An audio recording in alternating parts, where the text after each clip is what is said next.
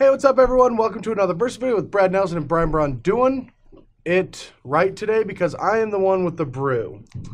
And boy, do I have a brew. This morning, actually, I got a message from Dennis Rashid, one of my good friends from the other side of the pond. Wait, not everyone lives in America? No, and I also do have other friends. It's crazy. Wow. I know. Mind blowing. My worldview has just been destroyed. Yeah. But in he called it Swedish Nationals. I do not know what the tournament is, since that's, in parentheses, Nationals. Yeah. The deck, an archetype somewhat similar to what I'm playing today, took second, and then he's been doing work on it. That version even had that. I can't even say the word. The High Priest, the 0/2 for 1 mana. Karsi High Priest. Yeah. It even had that card in it. But he's been working on this deck, and he's like, I think it's really cool, and it might be worth just testing out. Maybe, I think he gave it to me for Standard Super League. Okay. But I just was like, I would rather, play it in a Versus video because it looks awesome. But let's take a look at it and talk about what it can potentially do. On the surface, it's just another Collected Company deck, but saying just another Collected Company deck isn't the right place to be because we're seeing Collected Company decks do well. There's mono green.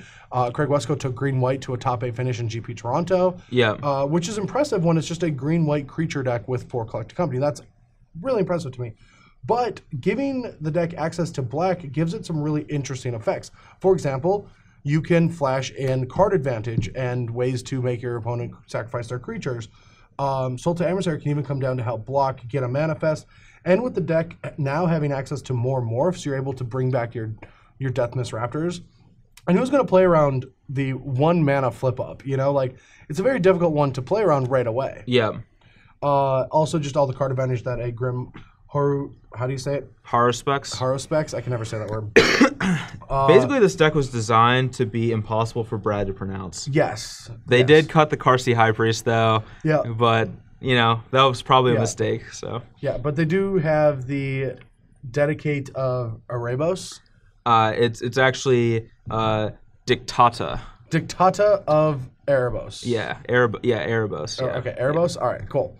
Anyway, general idea of the deck is to just put a bunch of things on the board, have Collected Company that keeps coming back with Den Protectors, trying to just, I don't know, do stuff.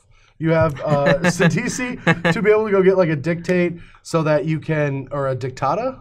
Dictata. So you can get a Dictata that will allow you to, eat away at your opponent's board position. You can find Hero's Downfall to get rid of an Elspeth, and a Murder's Cut for a 1 mana removal spell. It's Downfell. Downfell? Yes. It's Downfell. Yeah. All right. Sorry to have to interrupt you there, but I figured. Yeah, but the one thing that I dislike about 2-color decks is you lose out on more scries, and you end up having to play, the... a Stainsy mana base? Yeah, the Jungle Halos. Yeah. Yeah, you end up having to play the Jungle Halos. But outside of that, I think the deck is really cool, and it's really fun, and if you want to bring the cameras back up, it's going to be a fun, interesting deck to play. It seems like a good old F&M brew. It does, yeah. And it also seems like a deck where now you're playing the Bant aggro deck or Bant midrange, whatever you call it. Yeah, the Bant morph deck. Yeah, the Bant morph deck, and this is the kind of deck that feels like it just infuriates opponents. Yes, absolutely. It's just you're playing the mythics. I'm playing all the rares.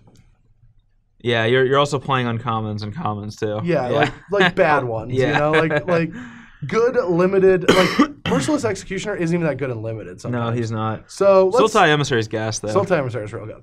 So we'll see how good this deck is in the matchup, and see if I can generate some board position like BBD is as well.